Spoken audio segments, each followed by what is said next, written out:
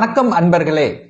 அஸ்ட்ரோசிரி channel வாயிலாக நான் உங்கள் அஸ்ட்ராலஜர் டாக்டர் சதீஷ். மகர ராசி அன்பர்களே, இந்த 2025 குரு பெயர்ச்சியால் என்ன நன்மை, என்ன மாற்றங்கள் அப்படின்னு பார்க்கும் பொழுது, இந்த மகரத்துக்கு குரு யார் அப்படின்னா விரயத்தை கொடுக்கக்கூடியவன், முயற்சி ஸ்தானத்தின் அதிபதி தான் அந்த குரு பகவான். ஸோ இப்போ எங்கே போய் அமரப்போகிறார் அப்படின்னா 6ஆம் இடம் என்று சொல்லக்கூடிய கடன், நோய் எதிர்ப்பு, பகை என்று சொல்லக்கூடிய 6ஆம் இடத்துல போய் குரு பகவான் அமரப்போகிறார். ஸோ 6ல் போய் அமரக்கூடிய குரு என்ன பண்ணும் அப்படின்னு பார்த்தீங்கன்னா, 6ஆம் இடம் என்பது வேலையை குறிக்கக்கூடிய இடம். ஸோ அந்த வேலை கிடைக்கும் அப்படிங்கிறது அமைப்பு. ஏன்னா சுபப்படுத்துவார், அந்த 6ஆம் இடத்தை வலுப்படுத்துவார் அப்படிங்கிறது தான் அமைப்பு. அப்போ என்ன, 6ஆம் இடத்துல என்ன இருக்கு, நல்ல விஷயம் என்ன இருக்கு, நல்ல வேலை கிடைக்கும்.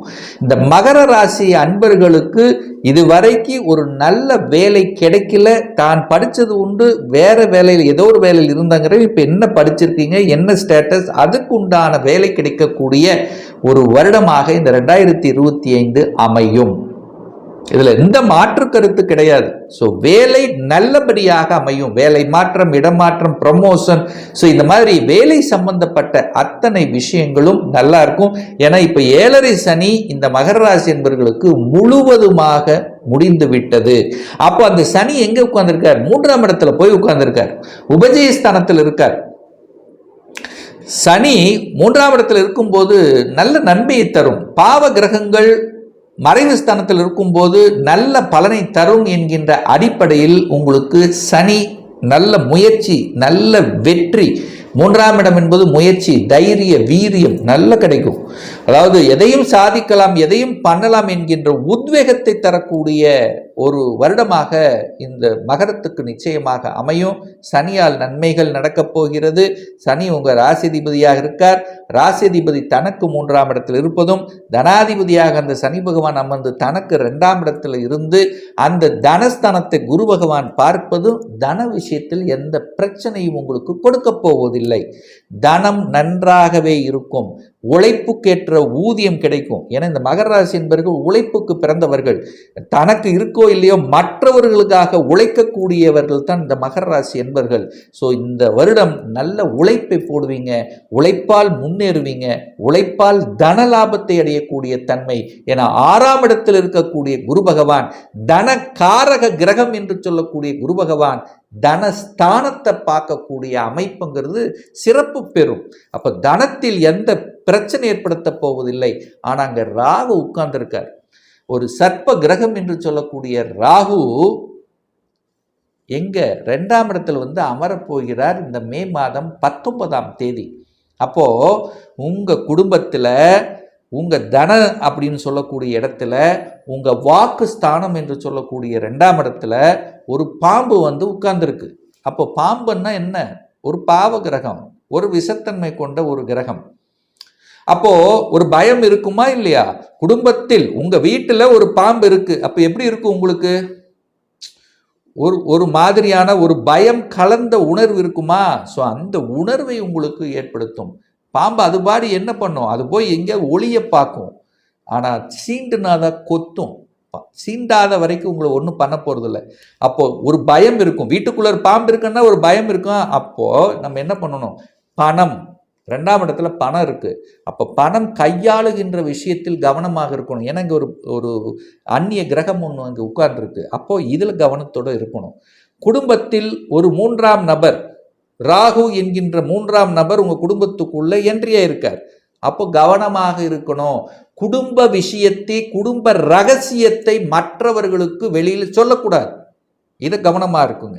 உங்களுக்குள்ள சண்டை மூட்டி விடக்கூடிய சில விஷயங்கள் உங்களுக்குள்ள வரும், அதுக்கு இடம் கொடுக்க கூடாது. அதனால தான் சொல்ற, 3ஆம் நபர்கள் உங்க குடும்ப விஷயத்துக்கும் நீங்க மற்ற குடும்ப விஷயத்துக்கும் போக கூடாதுங்கிறது இதுதான் காரணம். ராகுங்கிறது பிரம்மாண்டம். அவர் பிரம்மாண்டமான ஆசையை தூண்டுவார், கண்டிப்பா தூண்டுவார், பணத்தை கொடுப்பார், பிரம்மாண்டமாக வளர்ச்சியடை செய்வார். ராகு என்னவா செயல்படுவார், தன்னை பார்க்கக்கூடிய கிரகமாகவே வேலை செய்வார். குரு பார்க்கிறார், அப்போ ராகு குருவாகவே வேலை செய்வார். அப்போ பணத்தை கொடுக்கக்கூடிய அமைப்பு இருக்கு. ஆனால் பணம் கையாளுகின்ற விஷயத்துல மட்டும் கவனம், எச்சரிக்கையோடு இருந்தாலே போதும். ஒரு எச்சரிக்கை உணர்வு குடும்ப விஷயத்தில் இருந்தால் போதும். மற்றபடி எந்த தீங்கும் உங்களுக்கு ஏற்படுத்த போவது இல்லை. அப்ப தனத்தில் நன்றாக இருக்க போகிறது. குடும்பத்தில் சுப காரியங்கள், என குரு பார்க்கிறாரே, ஒரு நல்லவன் ஒரு குடும்பத்தை பார்க்கும்போது நல்ல செய்திகள், நல்ல குடும்பத்தில் ஒரு உறுப்பினரை இணைத்துக் கொள்வது, குடும்பத்தில் சுப காரியங்கள் செய்வது, இதெல்லாமே சிறப்பு பெறக்கூடிய ஒரு வருடமாக இந்த மகரத்துக்கு நிச்சயமாக அமையும். அப்போ அந்த குரு என்கின்ற கிரகம் 6ஆம் இடத்திலிருந்து தனது 5ஆம் பார்வையாக 10ஆம் இடத்தை பார்க்குது. அப்ப குரு பார்த்தால் கோடி நன்மை. அப்ப 10ஆம் இடத்தை பார்க்குது. 10ஆம் இடம் சுபத்துவப்படுத்தப்படுகிறது. 10ஆம் இடம் நல்லவையாக்கப்படுகிறது. 10ஆம் இடத்தில் இருக்கக்கூடிய கெடுபலன்கள் மறைய போகிறது. அப்ப 10ஆம் இடத்துல என்ன இருக்கு? வேலை, தொழில், வேலை. 10ஆம் இடம் என்பது மதிப்பு, மரியாதை, கௌரவம். அப்போ உங்களுக்கு கௌரவம் நிலைநாட்டப் போகிறது, பட்டம் கிடைக்க போகிறது, பதவி கிடைக்க போகிறது, அங்கீகாரம் கிடைக்க போகிறது, ஒரு சேஞ்சஸ் என்ன, ஒரு மாற்றம் கிடைக்க போகிறது. எதில் மாற்றம்? தொழில் மாற்றம், உத்தியோக மாற்றம், ஊர் மாற்றம், இடமாற்றம். எந்த மாற்றத்துக்காக நீங்கள் நினைத்து கொண்டிருக்கிறீர்களோ அந்த மாற்றத்துக்கான வழிமுறைகளையும் சாத்தியக்கூறுகளை உருவாக்கும். அதை சரியான முறையில் பயன்படுத்தி கொள்வது உங்களுடைய புத்திசாலித்தனம் என்பதை ஞாபகத்தில் வைத்துக் கொள்ளுங்கள் இந்த மகர ராசி அன்பர்கள். சார், எனக்கு ஒரு சரியான ரெகக்னைசேஷன் கிடைக்கல சார், நல்ல உழைச்சேன் சார், நல்ல உழைப்பை போட்டேன் சார். ஏன்னா மகர ராசி என்பவர்கள் உழைப்புக்கு முக்கியத்துவம் கொடுக்கக்கூடியவர்களவா. என் உழைப்பு எனக்கு கிடைக்கல சார். யாரோ ஒருத்தர் என்னுடைய உழைப்பை சுருண்டி கொண்டிருக்கிறார்கள், எனக்கு ரெகக்னைசேஷன் கொடுக்கல, எனக்கு பதவி கிடைக்கல, எனக்கு பட்டம் கிடைக்கல. இதெல்லாம் கிடைக்கக்கூடிய ஒரு வருடமாக அமையும். சேஞ்சஸ் கொடுக்கும், ஏத்துக்குங்க. 6லிருந்து 12ஆம் இடத்தை பார்க்குது. நல்லா பாருங்க, குரு 6ஆம் இடத்திலிருந்து 12ஆம் இடத்தை பார்க்குது. 12ஆம் இடம் என்பது என்ன? விரயஸ்தானம், விரயம் ஏற்படுத்தும்.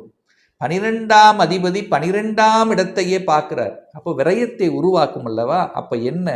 சுப விரயங்களாக கன்வெர்ட் பண்ணிக்கிங்க.